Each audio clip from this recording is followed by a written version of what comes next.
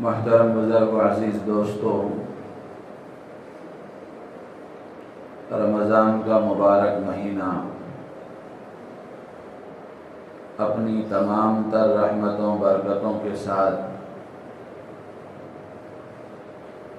ہم پر سایہ فگن ہوا اور اب بالکل آخری مرحلے میں ہے۔ بڑی تیزی کے ساتھ رمضان کے ایام گزرے۔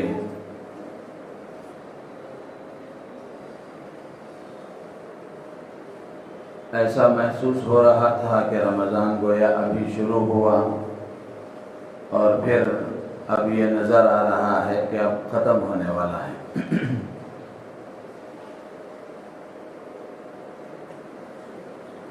تو الغرض رمضان کا مبارک مہینہ، اس کا ایک ایک لمحہ بھی بڑا قیمتی ہے۔ جتنے ایام اس کے باقی ہیں، ہم سب کو اس کی قدر کرنے کی ضرورت ہے۔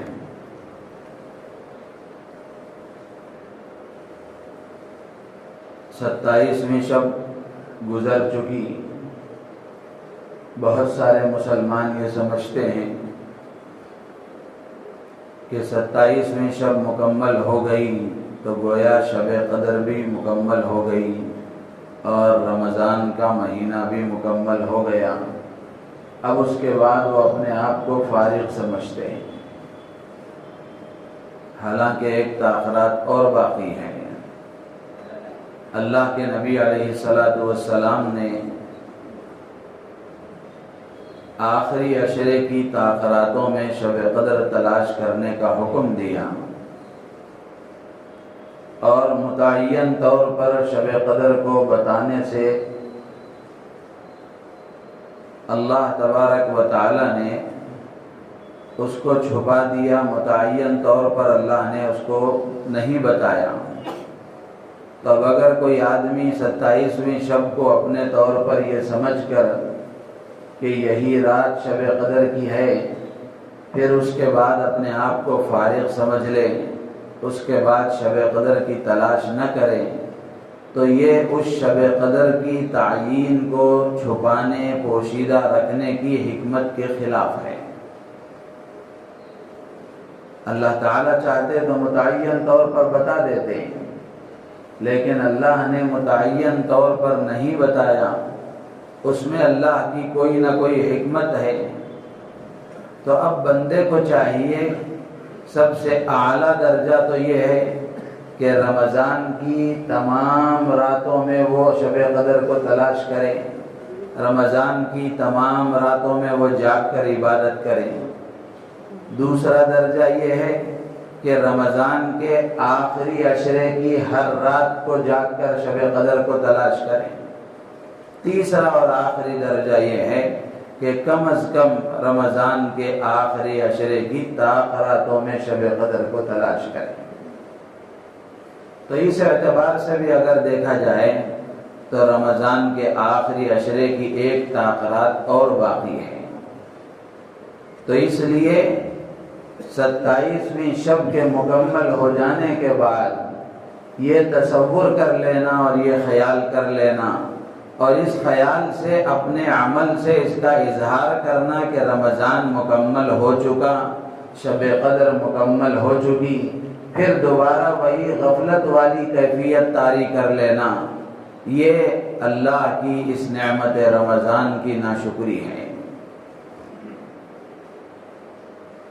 تو اس لیے جتنا رمضان کا حصہ گزر چکا، یقیناً یہ ہمارے لیے بڑی سعادت اور خوش نصیبی کی بات تھی کہ اللہ نے ہمیں رمضان کا مہینہ عطا فرمایا اور ان میں عبادتوں کی توفیق دی۔ جتنا وقت باقی ہے، جتنے ایام باقی ہیں، اب ہماری ذمہ داری یہ ہے کہ ہم ان کو بھی اسی اہمیت کے ساتھ، جس اہمیت کے ساتھ رمضان کے پہلے روزے کو ہم نے شروع کیا تھا، رمضان کے پہلے دن کو جو جذبات رمضان کے سلسلے میں ہمارے تھے، رمضان کی آخری ساعت تک وہی جذبات ہمارے باقی رہنے چاہیے۔ تو جتنا حصہ رمضان کا باقی ہے اس میں ہم خوب عبادت کریں، اللہ کو راضی کرنے والے کاموں میں اپنے آپ کو لگائیں، گناہوں سے اپنے آپ کو بچانے کی فکر کریں تاکہ رمضان کی ناقدری نہ ہو، رمضان کے قدردانوں میں ہمارا شمار ہو جائے، رمضان کے قدردانوں میں اللہ تعالی ہمیں شامل فرمائے۔ رمضان کی ناقدری کتنی خطرناک ہے۔ شروع میں جیسے یہ حدیث آپ کو سنائی گئی اور فجر کے بعد کی تعلیم میں بھی سنائی گئی کہ اللہ کے نبی علیہ الصلاۃ والسلام نے ممبر پر جب آپ تشریف لے جا رہے تھے تو آپ نے پہلی سیڑھی پر قدم رکھا تو آمین فرمایا، دوسری سیڑھی پر قدم رکھا تو آمین فرمایا، تیسری سیڑھی پر قدم رکھا تو آمین فرمایا۔ صحابہ نے پوچھا تو آپ نے بتایا کہ جبرائیل امین میرے پاس آئے تھے اور انہوں نے یہ بددعا کی کہ ہلاک ہو جائے، برباد ہو جائے وہ شخص جس کو رمضان کا مہینہ ملے اور اس کی مغفرت نہ ہو، اور وہ اپنی مغفرت کا سامان تیار نہ کر لے۔ جبرائیل امین جیسے مقرب فرشتے نے بددعا کی اور امام الانبیاء ہم سب کے محسن آقا حضرت محمد رسول اللہ صلی اللہ تعالی علیہ وسلم نے اس بددعا پر آمین فرمائی۔ تو اس سے اندازہ لگا سکتے ہیں ہم کہ رمضان کی ناقدری کتنی گھناؤنی حرکت ہے اور کتنا بڑا جرم ہے۔ تو اس لیے جو رمضان کے آخری ایام ہیں یہ بھی نہایت ہی قابل احترام ہیں، یہ بھی بڑی اہمیت کے حامل ہیں، ان کو بھی اسی اہمیت کے ساتھ گزارنا چاہیے اور ان میں بھی وہی شوق اور جذبے کے ساتھ اللہ کی طرف رجوع اور اللہ کی عبادتوں کی طرف متوجہ ہونے کی کوشش کرنا چاہیے۔ اللہ تعالی ہمیں اس کی توفیق عطا فرمائے۔ دوسری بات یہ ہے کہ رمضان کے مکمل ہونے کے بعد شوال کی جو پہلی رات ہے جس کو ہم چاند رات کہتے ہیں، حدیث کی زبان میں اس کو لیلۃ الجائزہ کہا جاتا ہے۔ جائزہ کا معنی انعام، بدلہ، لیلۃ کا معنی رات ہے، لیلۃ الجائزہ کا معنی ہے انعام والی رات، بدلے کی رات، بڑی فضیلت والی رات ہے۔ حدیثوں میں اس کے بڑے فضائل آئے ہیں۔ حدیث میں آتا ہے اللہ کے نبی علیہ الصلاۃ والسلام ارشاد فرماتے ہیں کہ رمضان کے دنوں میں ہر روز افطار کے وقت میں اللہ تعالیٰ ایسے 10 لاکھ آدمیوں کو جہنم سے آزاد فرماتے ہیں جو جہنم کے مستحق ہو چکے تھے، اور جب رمضان کا آخری دن ہوتا ہے تو یکم رمضان سے لے کر آخری دن تک جتنے لوگوں کو جہنم سے آزاد کیا گیا اللہ تعالیٰ آخری ایک دن میں اتنے لوگوں کو جہنم سے آزاد فرما دیتے ہیں۔ تو اس سے معلوم ہوا کہ رمضان کا آخری دن اور شوال کی یہ پہلی رات بڑی مبارک رات ہے، بڑی فضیلت والی رات ہے، اللہ سے بدلہ لینے کی رات ہے، انعام والی رات ہے۔ ایک روایت میں آتا ہے اللہ کے نبی علیہ الصلاۃ والسلام نے فرمایا کہ جو 5 راتوں کو جاگ کر عبادت کرے گا، بیدار رہ کر اللہ کی اطاعت میں وقت گزارے گا، اس کے لیے جنت واجب ہو گئی۔ من احیا اللیالی الخمس وجبت لہ الجنہ، کہ جو 5 راتوں کو جاگے گا، جاگنے کا مطلب عبادت کرے گا، اس کے لیے جنت واجب ہے۔ ان 5 راتوں میں سے ایک رات عیدین کی راتیں بھی ہیں، عید الفطر کی رات، عید الاضحیٰ کی رات، یہ عیدین کی راتیں بڑی مبارک راتیں ہیں۔ ایک اور روایت ہے، موقوف روایت ہے، حضرت عبداللہ ابن عمر رضی اللہ تعالی عنہما کی، فرماتے ہیں کہ 5 راتیں ایسی ہیں جن راتوں میں اللہ سے دعا مانگی جائے اللہ تعالیٰ دعاؤں کو رد نہیں فرماتے ہیں۔ ان راتوں میں کی جانے والی دعائیں اللہ کی بارگاہ میں قبول ہوتی ہیں، دعائیں رد نہیں کی جاتی۔ ان 5 راتوں میں سے بھی ایک رات ہے عید الفطر کی رات۔ تو آپ اندازہ لگائیں کتنی بڑی اور فضیلت والی رات ہے، کتنی عظیم الشان رات ہے۔ اسی طرح ایک روایت میں آتا ہے، اللہ کے نبی علیہ الصلوۃ والسلام فرماتے ہیں کہ جو آدمی عیدین کی راتوں میں عبادت کرے گا، جاگے گا، اس کا دل اس دن نہیں مرے گا جس دن لوگوں کے قلوب مر جائیں گے۔ حضرت شیخ الحدیث مولانا زکریا صاحب رحمۃ اللہ علیہ نے اس کی تشریح میں لکھا ہے، فضائل رمضان میں موجود ہے، فجر کی تعلیم میں آپ کے سامنے سنایا گیا۔ حضرت شیخ الحدیث رحمۃ اللہ علیہ نے لکھا ہے کہ اس کا مطلب یہ ہے کہ جب فتنہ فساد ہوتا ہے تو فتنے فساد کے وقت میں لوگوں کے دلوں پر ایک قسم کی مردنی چھا جاتی ہے۔ ایسے وقت میں اللہ تبارک و تعالی عیدین کی راتوں میں بیدار رہ کر عبادت کرنے والوں کے قلوب کو زندہ رکھتے ہیں۔ یا پھر اس کا مطلب یہ ہے کہ جب قیامت کے دن سور پھونکا جائے گا تو سور پھونکے جانے کے وقت میں عیدین کی راتوں میں عبادت کرنے والوں کو یہ سعادت حاصل ہوگی کہ اس کی روح کو اللہ تبارک و تعالی زندہ رکھیں گے۔ تو میرے عزیز و دوست بزرگ کو عرض کرنے کا مقصد یہ ہے کہ یہ رات بھی بڑی فضیلت والی رات ہے۔ عموماً دیکھا یہ جاتا ہے جیسے ہی چاند کے نظر آنے کا اعلان ہوتا ہے اور شیاطین آزاد ہو جاتے ہیں، شیاطین کو چھوڑ دیا جاتا ہے، تو اب ایسا محسوس ہوتا ہے کہ عام مسلمان یہ سمجھتے ہیں کہ اب ہم رمضان کی قید سے آزاد ہو گئے ہیں۔ جیسے کسی کو باندھ کر رکھا جاتا ہے، جانوروں کو آپ نے دیکھا ہے، بکروں کو فلاں فلاں کو، کہ کسی ریوڑ کو کسی جگہ پر باندھ کر رکھا جاتا ہے، جیسے ہی وہ دروازہ کھول دیا گیا جتنی تیزی کے ساتھ وہ باہر نکل کر بھاگ جاتے ہیں۔ ایسا محسوس ہوتا ہے کہ رمضان کا اختتام ہوتا ہے اور عید کے چاند کا اعلان کیا جاتا ہے، تو مسلمانوں کا ایک بڑا طبقہ ایسا ہے کہ وہ یہ سمجھتے ہیں کہ اب ہم قید سے آزاد ہو گئے، اب ہم قید سے آزاد ہو گئے۔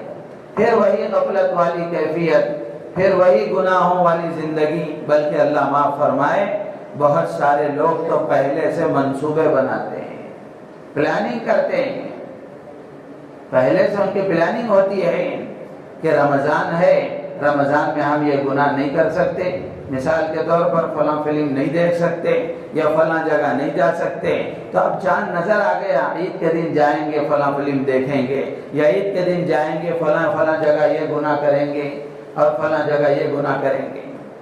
اور بہت سارے مسلمان آپ خود دیکھیں گے عید کے رات میں، چاند رات میں، کہ رمضان کا پورا مہینہ بہت ہی اپنے دل پر پتھر رکھتے ہوئے داڑھی کو سلامت رکھتے ہیں، اور جیسے ہی چاند نظر آتا ہے فوراً رات میں جا کر کٹنگ شاپ میں جاتے ہیں یا پھر عید کی صبح میں جاتے ہیں اور پوری داڑھی مڑا دیتے ہیں۔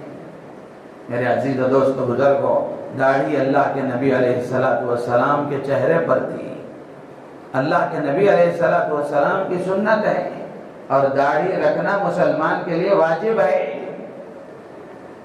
اگر داڑھی آدمی کے چہرے کے لیے بدنما ہوتی، بدصورتی کا سبب ہوتی، تو یقینی بات ہے اللہ کے نبی علیہ السلام کے چہرے پر نہیں ہوتی تھی۔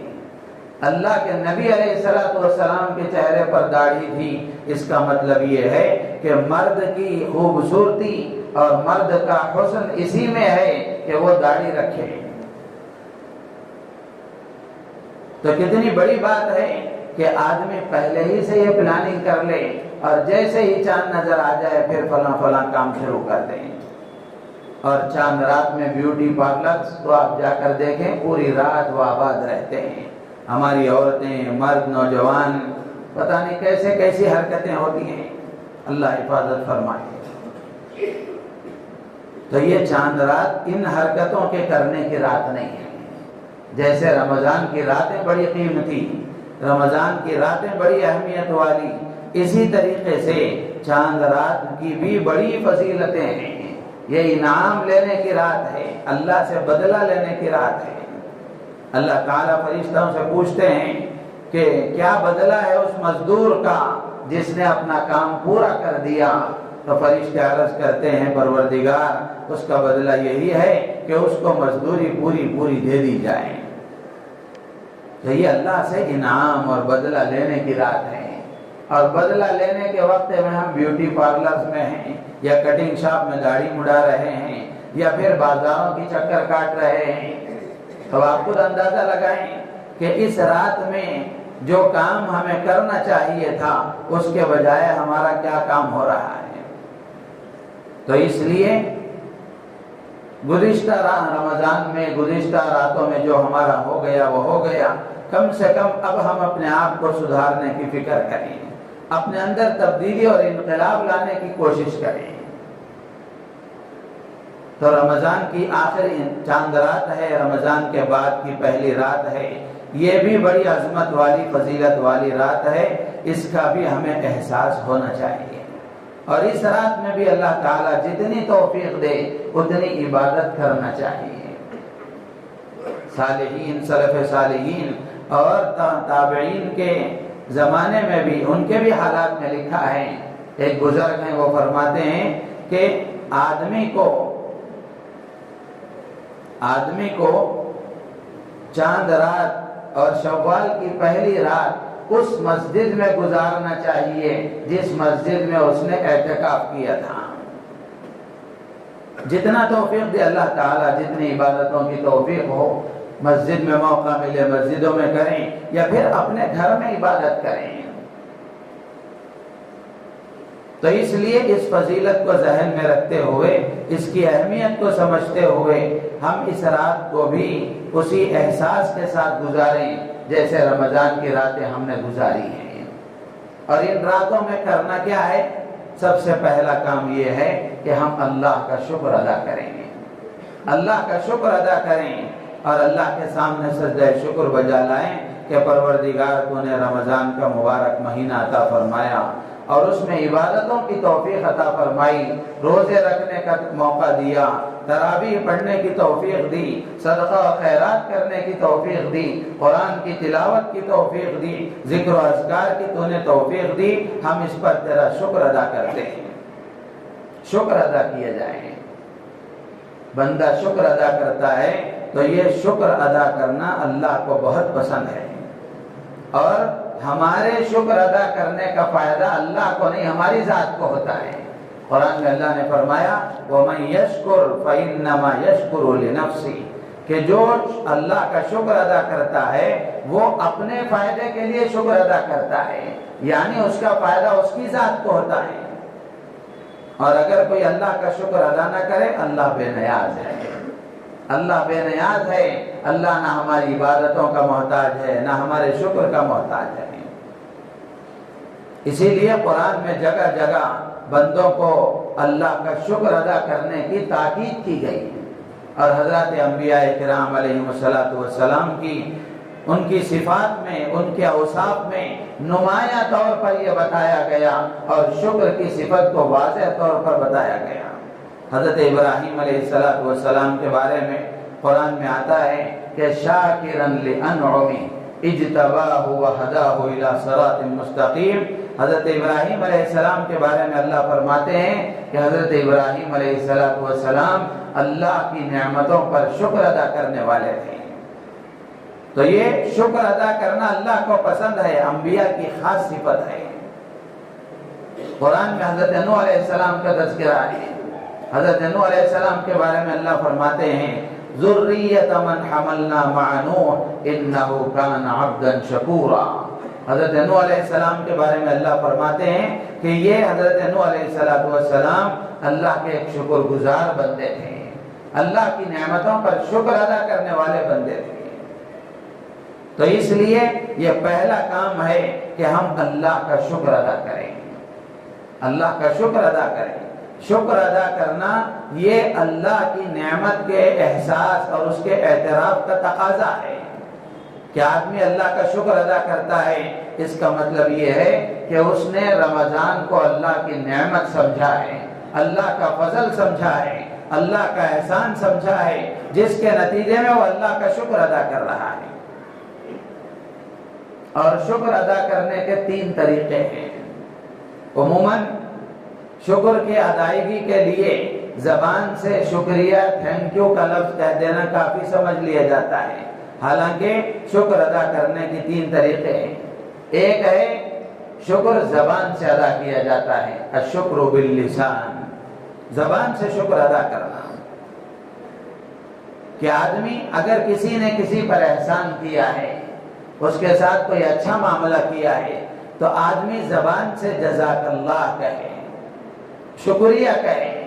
حدیث میں آتا ہے اللہ کے نبی علیہ السلام فرماتے ہیں کہ کسی آدمی کے ساتھ کوئی احسان کیا جائے اور اس کے ساتھ کوئی بھلائی کا معاملہ کیا جائے اور پھر آدمی اپنے محسن سے کہتا ہے جزاک اللہ خیرا، تو اللہ کے نبی فرماتے ہیں فقد ابلغ فی الثناء، اس نے اس کی تعریف کرنے میں مبالغے سے کام لیا، یعنی بہترین طریقے سے اس کی تعریف کی۔ کسی نے کوئی احسان کیا ہے تو بدلے میں آدمی کو اپنے محسن کے لیے یہ دعائیہ جملہ جزاک اللہ خیرا کہنا چاہیے۔ یہ تعلیم ہے، زبان سے شکر ہے، اور اللہ تبارک و تعالیٰ کی نعمتوں پر زبان سے شکر ادا کرنے کا طریقہ یہ ہے کہ آدمی اللہ کی خوب تعریف بیان کرے، خوب تعریف بیان کرے، اور خوب تعریف بیان کر کے اللہ کے سامنے اس بات کا اظہار کرے کہ پروردگار تو نے ہی توفیق عطا فرمائی، تیرے ہی توفیق سے یہ کام ہو سکا۔ یہاں جب شکر کی بات زبان سے ہی آ گئی تو یہ بھی عرض کر دوں کہ کوئی آدمی کسی کے ساتھ بھلائی کا معاملہ کرتا ہے، احسان کا معاملہ کرتا ہے، اور سامنے والا جب جزاک اللہ کہتا ہے تو جو احسان کرنے والا ہے وہ یہ کہتا ہے کہ نہیں بھائی کوئی بات نہیں۔ سامنے والا جس پر احسان کیا گیا وہ احسان مندی کے ساتھ جب جزاک اللہ کہتا ہے تو جو احسان کرنے والا ہے وہ زبان سے کیا کہتا ہے کہ نہیں کوئی بات نہیں۔ ہوتا ہے نا ایسا؟ یہ غلط طریقہ ہے۔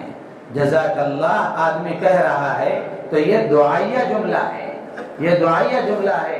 طریقہ یہ ہے کہ جس پر احسان کیا جائے وہ اگر اپنے محسن کے لیے جزاک اللہ کہے تو محسن کو احسان کرنے والے کو چاہیے کہ وہ آمین کہا کرے، وہ آمین کہا کرے۔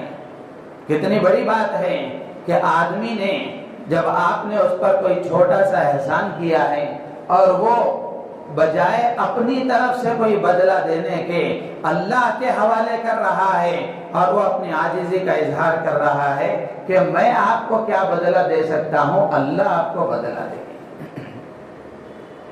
اللہ آپ کو بدلہ دے، تو وہ اپنے بدلے کو اللہ کے حوالے کر رہا ہے، اور جب اللہ بدلہ دیں گے تو کتنا دیں گے، وہ اللہ کی شان کے مطابق دیں گے۔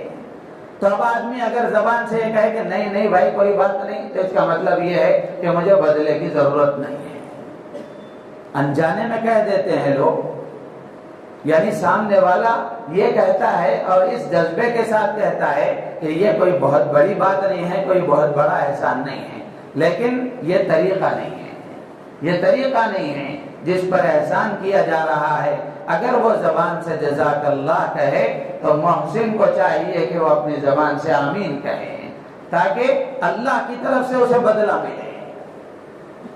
تو شکر کے ادا کرنے کا ایک طریقہ یہ ہے کہ زبان سے آدمی شکر ادا کرے، اور دوسرا طریقہ یہ ہے الشکر بالجنان، دل سے شکر ادا کرنا۔ کسی آدمی نے کوئی احسان کیا ہے، اس کی غیر موجودگی میں بھی آدمی دل سے شکر ادا کرے کہ اس آدمی نے مجھ پر احسان کیا ہے، اللہ اس کو بہترین بدلہ دے، دل میں اس کے لیے احسان مندی کے جذبات رکھے، اور پھر دل سے یہ سمجھے کہ اس میں میرا کوئی کمال نہیں ہے، اللہ نے اسے توفیق عطا فرمائی، اللہ نے یہ نظام بنایا جس کی وجہ سے یہ کام ہو سکا، اس میں میرا کوئی کمال نہیں۔ اور پھر اسی طریقے سے اللہ تعالیٰ عبادتوں کی توفیق عطا فرمائیں، خیر کے کاموں کی توفیق عطا فرمائیں، کوئی بھلائی کا کام اللہ ہم سے لے لیں تو دل میں یہ آدمی یہ سمجھے، دل سے شکر کی ادائیگی کا طریقہ یہ ہے کہ آدمی یہ سمجھے کہ اس میں میرا کوئی کمال نہیں ہے، اللہ نے توفیق دی یہ کام ہو سکا۔ اللہ نے یہ توفیق دی، یہ کام ہو سکا، ورنہ تو آدمی اپنے دل میں اپنے بارے میں یہ سمجھتا ہے کہ یہ کام مجھ سے ہی ہو سکتا تھا، یہ کام میں ہی کر سکتا تھا اس لیے ہوا، ورنہ تو کس کا کیا حق تھا۔ تو زبان سے شکر ادا کرنا یہ بھی ایک طریقہ ہے۔ دل سے شکر ادا کرنے کا طریقہ یہ ہے کہ جو خیر کا کام اللہ نے ہم سے لیا ہے، جو عبادتوں کی توفیق اللہ نے ہمیں عطا فرمائی ہے، اس کو اللہ کی توفیق سمجھیں، اللہ کی طرف سے سمجھیں، یہ دل کا شکر ہے۔ اور تیسرا طریقہ ہے الشکر بالارکان، کہ آدمی اپنے عمل سے بتائے، اپنے عمل سے بتائیں۔ مثال کے طور پر اللہ نے ہاتھ و پیر دیے ہیں، آنکھ دی ہے، کان دیے ہیں، اعضاء صحیح سلامت رکھے ہیں، ہاتھ و پیر میں طاقت اور قوت اللہ نے دی ہے، تو یہ اللہ کا بہت بڑا انعام ہے، بہت بڑی نعمتیں ہیں۔ تو اعضاء و جوارح کے ذریعے سے شکر یہ ہے کہ جن کاموں کے کرنے کے لیے اللہ نے یہ چیزیں دی ہیں ان کاموں میں اس کو لگایا جائے، اللہ کی اطاعت کی جائے، اللہ کی فرمانبرداری میں یہ طاقتیں لگائی جائیں، یہ اعضاء و جوارح سے شکر ہے۔ تو اس لیے اس رات میں پہلا کام یہ ہے کہ اللہ کا شکر ادا کیا جائے۔ بندہ شکر ادا کرتا ہے، اللہ تعالیٰ نعمتوں میں اضافہ فرماتے ہیں۔ قرآن میں اللہ کا وعدہ ہے لئن شکرتم لازیدنکم، اگر تم شکر ادا کرو گے تو میں اضافہ کروں گا۔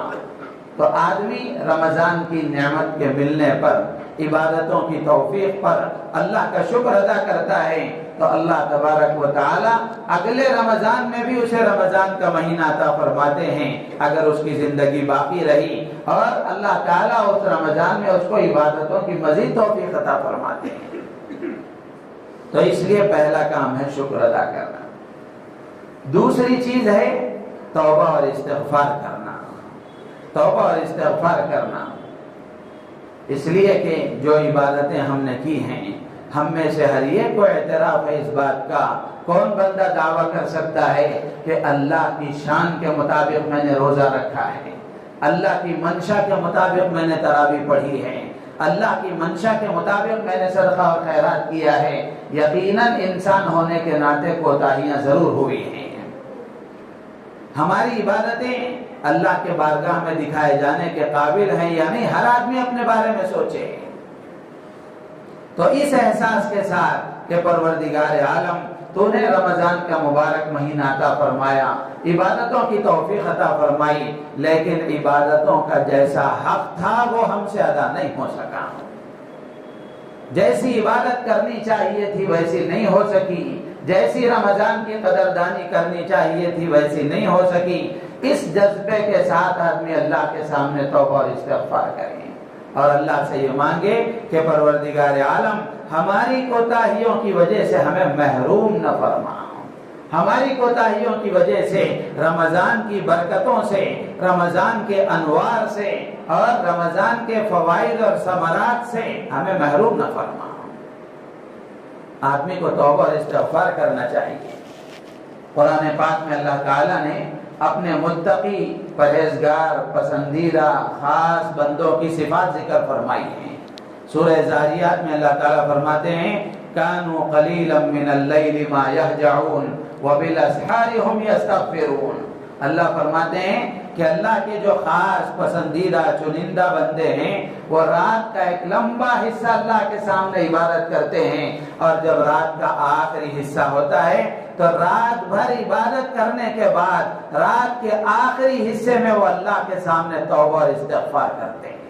ام المومنین حضرت عائشہ صدیقہ رضی اللہ تعالیٰ عنہ نے رسول اللہ صلی اللہ علیہ وسلم سے پوچھا کہ اللہ کے رسول رات بھر عبادت کرنے کے بعد یہ کس گناہ سے توبہ اور استغفار کر رہے ہیں؟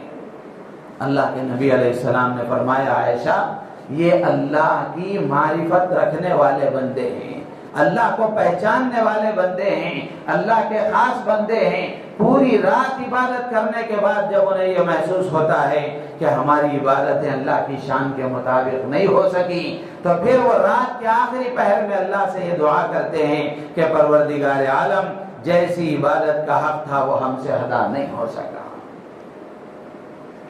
تو اس لیے چاند رات میں شوال کی پہلی رات میں لیلۃ الجائزہ میں کرنے کا کام یہ ہے کہ ہم اللہ سے توبہ اور استغفار کریں۔ تیسرا کام یہ ہے کہ اللہ تبارک و تعالی سے خیر کے کاموں پر، نیکیوں پر، اعمال صالحہ پر استقامت کی دعا کریں۔ استقامت کی دعا کریں۔ استقامت بہت بڑی چیز ہے۔ الاستقامت فوق الکرامہ، استقامت کرامت سے بڑی چیز ہے۔ کرامت یہ وقتی طور پر نظر آتی ہے، وقتی طور پر نظر آتی ہے، اور آدمی خیر کے کام پر جم جائے، استقامت کے ساتھ عمل کرے، یہ بہت بڑی بات ہوتی ہے۔ اور حدیث میں آتا ہے، اللہ کے نبی علیہ الصلوۃ والسلام نے فرمایا، احب الاعمال الی اللہ ادومها وان قل، اللہ کو سب سے زیادہ پسندیدہ عمل وہ ہے جو تسلسل کے ساتھ، پابندی کے ساتھ، ہمیشگی کے ساتھ کیا جائے، بھلے تھوڑا کیوں نہ ہو۔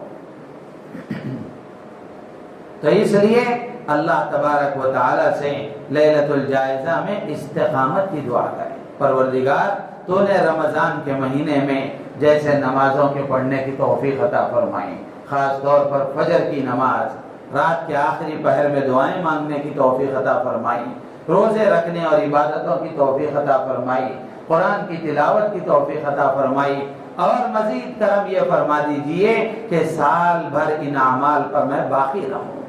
نمازوں کا اہتمام رہے، قرآن کی تلاوت کا اہتمام رہے، ذکر و اذکار کا اہتمام رہے، گناہوں سے بچنے کا جیسا خیال رمضان میں تھا، ایسے ہی گناہوں سے بچنے پر استقامت مجھے عطا فرما، اللہ سے دعائیں مانگنا چاہیے۔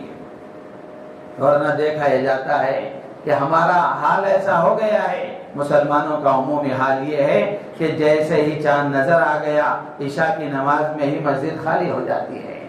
فجر کا تو بہت دور کی بات ہے، عشاء کی نماز میں ہی مسجد خالی ہو جاتی ہے، اور پھر عید کے دن کی فجر کی نماز میں جو رمضان میں فجر کی نماز میں رونقیں ہوتی تھیں وہ ختم ہو جاتی ہیں۔ نماز تو سال بھر فرض ہے، نماز تو سال بھر فرض ہے، یہ رمضان کا عمل نہیں ہے بلکہ سال بھر کا عمل ہے۔ دن میں 5 نمازیں ہر بالغ مسلمان مرد و عورت پر فرض ہے۔ تو اس لیے رمضانی مسلمان ہم نہ بنیں بلکہ ربانی مسلمان بنیں۔ ایک خطبہ مجھے یاد آیا شیخ سعود الشریم کا، بہت سال پہلے انہوں نے غالباً عید کے دن یا عید کے بعد والے دن جمعہ تھا، تو اس وقت میں انہوں نے یہ خطبہ دیا تھا، وہ عرض کر کے میں اپنی بات ختم کروں گا۔ روایتوں میں آتا ہے کہ جب اللہ کے نبی علیہ السلام کا وصال ہوا، آپ دنیا سے تشریف لے گئے، حضرات صحابہ کے لیے یہ گھڑی بہت کٹھن تھی، صحابہ کے لیے یہ صدمہ بہت بڑا صدمہ تھا کہ اللہ کے نبی علیہ السلام دنیا سے رخصت ہو گئے۔ صحابہ کی حالت ایسی تھی، خود حضرت عمر جیسے جلیل القدر صحابی یہ کہتے تھے کہ اگر کوئی یہ کہے کہ حضور کا انتقال ہو گیا، اس کی گردن اڑا دوں گا۔ اس وقت میں امت کو سنبھالنے کا کام اللہ نے حضرت ابوبکر صدیق رضی اللہ تعالیٰ عنہ سے لیا۔ اللہ کے نبی سید الانبیاء ہیں تو صدیق اکبر سید الصحابہ ہیں، صحابہ کے سردار ہیں۔ تو حضرت صدیق اکبر رضی اللہ تعالیٰ عنہ نے اس وقت میں کھڑے ہو کر خطبہ ارشاد فرمایا۔ اس وقت میں حضرت صدیق اکبر رضی اللہ تعالیٰ عنہ نے کھڑے ہو کر فرمایا، من کان یعبد محمدا فإنہ قد مات ومن کان یعبد اللہ فہو حی لا یموت۔ حضرت صدیق اکبر رضی اللہ تعالیٰ عنہ نے خطبہ ارشاد فرمایا کہ جو محمد صلی اللہ علیہ وسلم کی عبادت کرتا تھا وہ یہ سن لے کہ محمد صلی اللہ علیہ وسلم دنیا سے تشریف لے جا چکے، آپ کا انتقال ہو چکا، اور جو اللہ کی عبادت کرتا تھا، محمد الرسول اللہ صلی اللہ تعالی علیہ وسلم کے رب کی عبادت کرتا تھا، تو وہ یہ سن لے کہ وہ زندہ ہے، ہمیشہ باقی رہے گا، ہمیشہ سے ہے۔ پھر اس کے بعد قرآن کی وہ آیت حضرت صدیق اکبر رضی اللہ تعالیٰ عنہ نے تلاوت فرمائی، وما محمد الا رسول قد خلت من قبلہ الرسل۔ محمد ایک پیغمبر ہی تو ہیں، محمد ایک پیغمبر ہی تو ہیں، جیسے اور پیغمبر دنیا سے رخصت ہو گئے ویسے آپ بھی دنیا سے رخصت ہو گئے۔ حضرت عمر فاروق رضی اللہ تعالیٰ عنہ فرماتے ہیں کہ صدیق اکبر رضی اللہ تعالیٰ عنہ نے جب وہ خطبہ ارشاد فرمایا اور وہ آیت اللہ کے قرآن کی تلاوت فرمائی تو ایسا محسوس ہوا کہ وہ آیت گویا آج ہی اتری ہے۔ تو شیخ سریم نے اس وقت میں یہ واقعہ بیان فرما کر اس وقت میں کہا کہ جو من کان یعبد رمضان فإنہ قد ولا وانقضى، حضرت شیخ سعود الشریم نے فرمایا کہ جو رمضان کی عبادت کرتا تھا وہ یہ سمجھ لے کہ رمضان کا مہینہ گزر چکا، ختم ہو چکا، اور جو رمضان کے عطا کرنے والے پروردگار کی عبادت کرتا تھا وہ یہ سمجھ لے کہ وہ پروردگار تمام مہینوں کا خدا ہے، صرف رمضان کا خدا نہیں ہے۔ بہت ہی زیادہ برے ہیں وہ لوگ۔ شیخ شریم کے الفاظ ہیں فَبِئْسَ الْقَوْمُ لَا يَعْرِفُونَ اللَّهَ إِلَّا فِي رَمَضَانَ، بہت ہی بری ہے وہ قوم، بہت ہی بدنصیب ہے وہ لوگ جو صرف اللہ کو رمضان میں یاد کرتے ہیں، رمضان میں پہچانتے ہیں۔ تو میرے عزیز و دوست و بزرگوں، رمضان کے بعد بھی ہماری نمازوں کا اہتمام، اعمال خیر کا اہتمام، قرآن کی تلاوت کا اہتمام، یہ ہمیں باقی رکھنا چاہیے۔ تو لیلۃ الجائزہ یہ بڑی فضیلت والی رات ہے، اس میں ہم اللہ کا شکر ادا کریں، توبہ اور استغفار کریں، اور اللہ سے استقامت کی دعا کریں، استقامت کی دعا کریں۔ آخری بات یہ ہے کہ رمضان کے آخری ایام کا عمل صدقہ فطر بھی ہے۔ گزشتہ بھی کچھ باتیں میں نے اس سلسلے میں عرض کی تھی۔ صدقہ فطر ادا کرنے کا اہتمام کریں۔ اللہ نے جس کو جو حیثیت عطا فرمائی ہے، یہ نہ سمجھیں کہ 90 روپیے ہی صدقہ فطر ہے۔ یہ بالکل آخری درجہ، ایک دم نیچے درجے والوں کے لیے ہے۔ اللہ نے جو حیثیت ہمیں عطا فرمائی ہے، اپنے کھانے پینے، اپنے استعمال کی چیزوں پر اپنے اسٹیٹس کو دیکھیں کہ ہمارا کیا حال ہے، ہماری کیا سطح ہے۔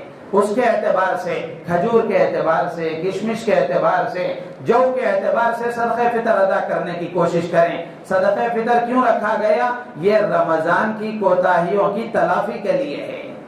اللہ کے نبی علیہ الصلوۃ والسلام کے بارے میں آتا ہے، صحابہ بتاتے ہیں فرض رسول اللہ صلی اللہ علیہ وسلم زکاۃ الفطر طہرۃ للصائم من اللغو والرفث وطعمۃ للمساکین۔ صدقہ فطر کے دو فائدے ہیں۔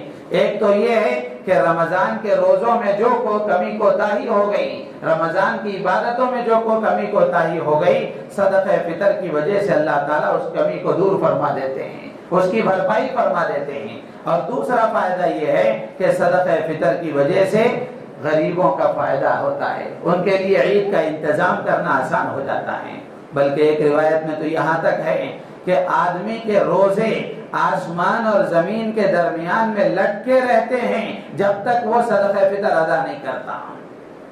تو اس لیے اپنی طرف سے، اپنی نابالغ اولاد کی طرف سے، اپنی بیوی کی طرف سے، چونکہ ہمارے معاشرے میں بیویوں کا خرچ شوہر ہی برداشت کرتا ہے، تو اس لیے اپنے گھر کے تمام افراد کی طرف سے صدقہ فطر کے ادا کرنے کا اہتمام کریں، اور جتنا ہو سکے بڑھ چڑھ کر ادا کرنے کی کوشش کریں۔ جتنا ہم اللہ کے لیے بڑھ چڑھ کر دیں گے، اللہ تعالی ہمیں اس حیثیت تک پہنچائیں گے۔ دینے والے اگر بنیں گے، اللہ دینے والا بنائے گا، لینے والے بنیں گے تو اللہ لینے والا بنائے گا۔ تو اس لیے اللہ نے ہمیں جو حیثیت عطا فرمائی ہے، اس کے اعتبار سے ہم صدقہ فطر ادا کرنے کی کوشش کریں۔